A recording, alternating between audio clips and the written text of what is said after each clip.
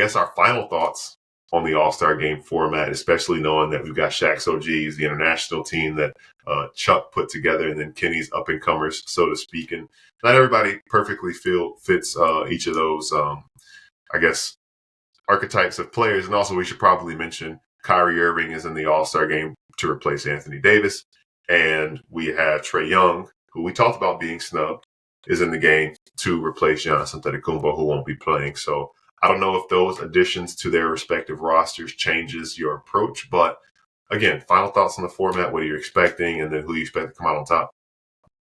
Well, it's kind of funny that they like played it off like they were going to do a real draft. And then like as the draft filled out, it just became very obvious that it was staged. And then like everybody caught on that it was staged. And now they're just like, whatever, we're leaning into it. Shaq's OGs, right. Chuck's international squad, Kenny's Young Guns, or whatever they're calling it. But like, so you could have just saved us the whole draft charade, but it was still funny. I still enjoyed it on TNT anyway with Shaq just throwing out like random middle names and stuff. I'm looking forward to it though. Like, I think it's going to be cool. I think it's going to be a cool experience. I mean, you and I, again, like we're bad barometers for like, oh, is this All-Star weekend going to be good? Because you and I are tuning in no matter what. We love this stuff. Like, that's why we do what we do. But it's like, to see these guys, I think it should help them compete at a little bit of a higher level. I think the young guys coming in are going to force the OG, like the Rising Stars team that wins, are going to force the OGs to play a little bit harder. So that's going to raise their level of competition. And then, you're going to have the young guns and the international guys going head to head. And then once you get to a championship round where, money's at stake and these guys can play for a trophy, like I'm hoping that it ups the level of competition there. I'm going to take Shaq's OGs to win. We don't know how many more times we're going to see LeBron, Steph, KD in an All-Star game. They got Jason Tatum, who has the record for most points in an All-Star game, single All-Star game history, dropped 55 2 years ago. Jaylen Brown, Damian Lillard was All-Star game MVP last year. Kyrie is someone who, as we know, can get hot in a hurry. I think this is a team that, and I don't want to exclude James Harden either. He's another one that, like, who knows how many more All-Star games he'll be a part of too. So, I think these guys are going to take this one a little bit more personally. I think they're all going to kind of look around the locker room and realize, all right, hey, I don't know how much longer we're going to be around doing this, and then try and go out on a high note and win this first ever All-Star game tournament that they got going on. We've disagreed enough throughout the pod for me to be. I can be with you right here on this one. I was thinking the OGs as well. Like you couldn't have watched what transpired at the Olympics in Paris and not sided with the team that has LeBron James, Kevin Durant, and Steph Curry on it. I think, like you said, the OGs playing a younger team to start. You're going to see the difference between guys who have been there before. And also those lights are really bright.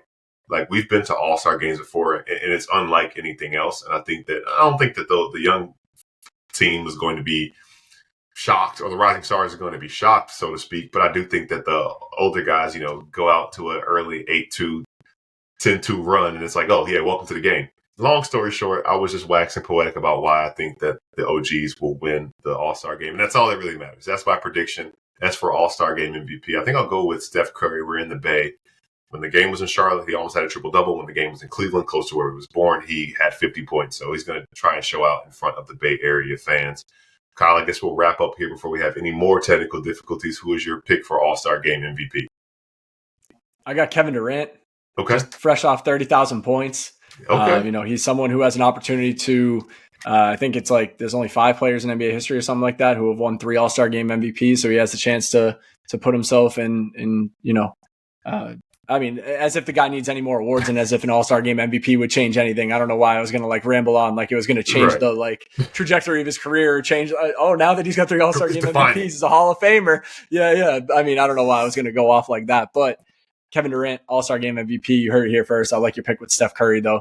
I mean, as we know, he's someone who can light it up, and back in the Bay, I could see him doing that as well, but I'm going to ride with KD.